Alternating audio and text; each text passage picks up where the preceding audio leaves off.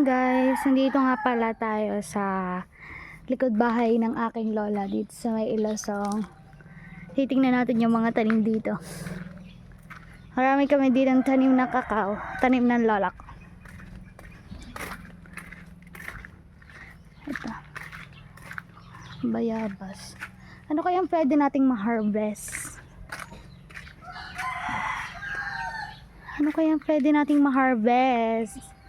Wala pa ata tayong pwedeng ma-harvest. Hilaw pa. Yung punong ng mangga namin. Punong ng mangga. Punta tayo doon sa kabila sa may kubo. Tingnan natin kung may kakao na doon. Hindi pa kasi namumunga.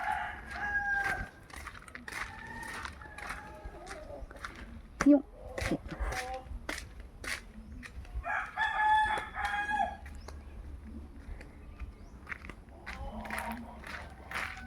yeah, maliliit pa sila. Wala pang hinog.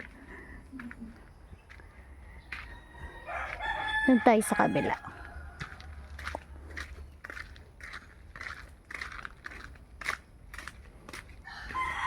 Mahinog na kaya. Mahinog na kaya.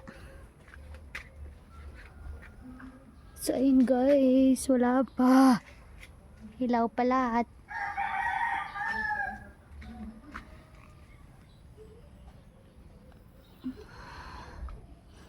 Guys, hilaw pa sila. Tapos guys, ito yung tanim nila nanay na berry. Berry siya yung. Yan, mga berry.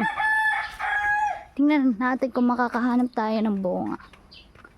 Madami dito guys, tanim.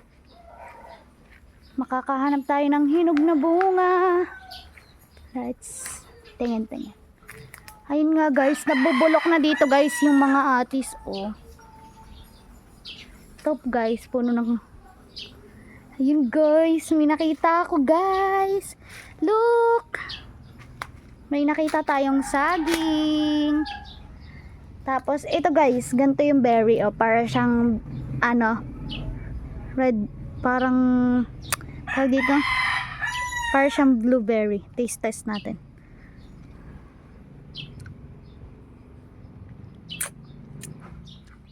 Sarap. Ayun guys, yung puno ng saging. Tayo guys sa harapan at nakikita nyo to guys. Mayroon tanim dito sila nanay ko na hinog na kalamansi. Yan. Tingnan natin kung pwede na natin sila i-harvest. Papaalam muna ako kay nanay. Wait lang guys, babalik ako. So yun guys, paalam na ako. Pinayagan tayo manguha. Kakuha na tayo. Kukunin lang natin yung mga hinog.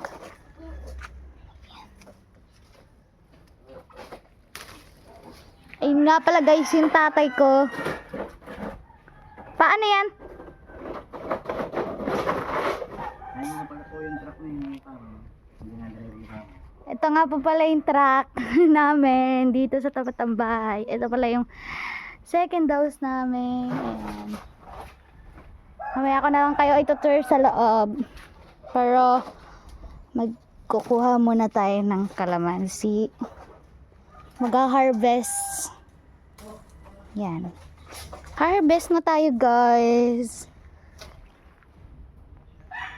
After natin mag-harvest ng kalamansi, itutur ko naman kayo dito sa bahay ng lolo't lola ko sa father side. Ayan. Dito nga pala guys, nandito nga pala yung lolo ko. Labas muna tayo.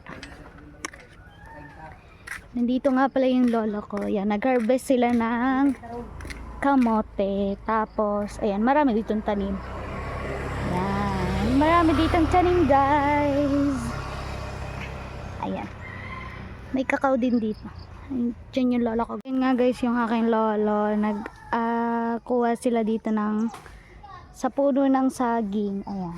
Balik na ulit tayo sa house. Tutur ko kayo sa loob ng house namin. Marami kami ditong alagang mga pusa. Yan, mahilig kasi yung aking lola magtanim.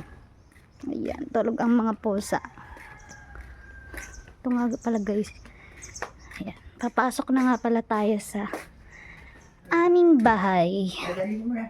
Yes, ang aking lola. Ha? Gwalis. Ayan, dito. So, ayun nga guys, oh. Ayan, tutur ko kayo sa bahay namin. Pag akyat nyo dito sa may hagdan. Ayan. Yes po. Ayan. Pag binuksan ko daw yung kwarto, isasara ko daw ulit.